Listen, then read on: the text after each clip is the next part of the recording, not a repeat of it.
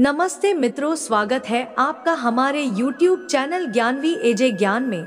आखिर बिहार के गया में क्यों नहीं उगता तुलसी का एक भी पौधा? क्यों ब्राह्मण कभी संतुष्ट नहीं होता? फल्गु नदी सिर्फ नाम की नदी क्यों है? कौआ हमेशा लड़ झगड़ कर ही क्यों खाता है? कौआ तुलसी ब्राह्मण व गाय को माँ सीता ने क्यों श्राप दिया था? इसके बारे में कुछ लोग ही जानते हैं। आइए हम विस्तार से इस बारे में बताते हैं। वाल्मीकि रामायण के मुताबिक वनवास के दौरान भगवान राम, लक्ष्मण और माता सीता पितृ पक्ष में श्राद्ध करने के लिए बिहार के गया धाम पहुंचे। वहां ब्राह्मण ने भगवान श्री राम और लक्ष्मण को श्राद्ध कर्म के लिए आवश्यक सामग्री जुटाने के लिए कहा।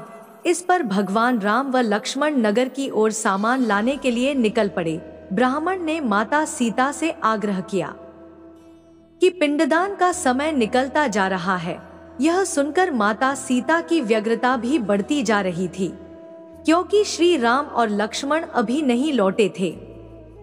इसी दौरान दशरथ जी की आत्मा ने उन्हें आभास कराया कि पिंडदान का वक्त बीता जा रहा है। यह जानकर माता सीता असमंजस में पड़ गई। तब माता सीता ने समय के महत्व को समझते हुए यह निर्णय लिया कि वह स्वयं अपने ससुर राजा दशरथ का पिंडदान करेगी। उन्होंने फल्गु नदी के साथ साथ वटवृक्ष, कौआ, तुलसी, ब्राह्मण व गाय को साक्षी मानकर स्वर्गीय राजा दशरथ का पिंडदान विधि विधान के साथ किया। इस क्रिया के उपरांत जैसे ही उन्होंने हाथ जोड़कर प्रार्थना की तो राजा दशरथ ने माता सीता का पिंडदान स्वीकार कर लिया। माता सीता इस बात से प्रफुल्लित हुई कि उनकी पूजा दशरथ जी ने स्वीकार कर ली है।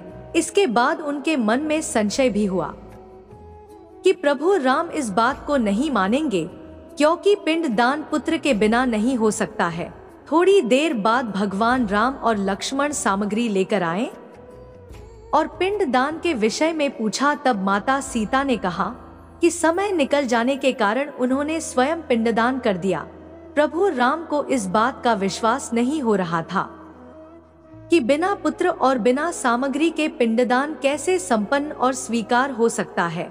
इसके बाद माता सीता ने कहा कि वहां उपस्थित फल्गु नदी, तुलसी, कौआ, गाय, वटवृक्ष और ब्राह्मण श्राद्ध कर्म की गवाही दे सकते हैं। भगवान राम ने जब इन सब से पिंडदान किए जाने की बात सच है या नहीं पूछा, तब फल्गु नदी, गाय, कौआ, तुलसी और ब्राह्मण पांचों ने प्रभु राम का क्रोध देखकर झूठ बोल दिया कि माता सीता ने कोई पिंडदान नहीं किया है। वटवृक्ष ने सत्य कहा कि माता सीता ने सबको साक्षी मानकर विधि पूर्वक राजा दशरथ का पिंडदान किया है। पांचों के झूठ बोलने पर माता सीता ने क्रोधित होकर उन्हें आजीवन श्राप दे दिया। फल्गु नदी को श्राप दिया कि वह सिर्फ नाम की नदी रहेगी, उसमें पानी नहीं रहेगा। इसी कारण फल्गु नदी आज भी गया में सूखी है। गाय को श्राप दिया कि गाय पूजनीय होकर भी उसको लोगों का झूठा खाना खाना पड़ेगा और गाय को खाने के लिए दर बदर भटकना पड़ेगा। आज भी हिंदू धर्म में गाय को लोगों का झूठा खाना खाना पड़ता है। माता सीता ने ब्राह्मण को कभी भी संतुष्ट नहीं होने और कितना भी मिले उसकी दरिद्रता हमेशा बनी रहेगी का श्राप दिया। इसी कारण ब्राह्मण कभी दान दक्षिणा के बाद भी संतुष्ट नहीं होते हैं। माता सीता ने तुलसी को श्राप दिया कि वह कभी भी गया की मिट्टी में नहीं उगेगी। यह आज तक सत्य है कि गया की मिट्टी में तुलसी नहीं उगती है। और कौआ को हमेशा लड़ झगड़ कर खाने का श्राप दिया था।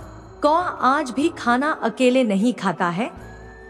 माता सीता ने जहां इन पांचों को श्राप दिया, वही सच बोलने पर वट वृक्ष को आशीर्वाद दिया कि उसे लंबी आयु प्राप्त होगी और वह दूसरों को छाया प्रदान करेगा।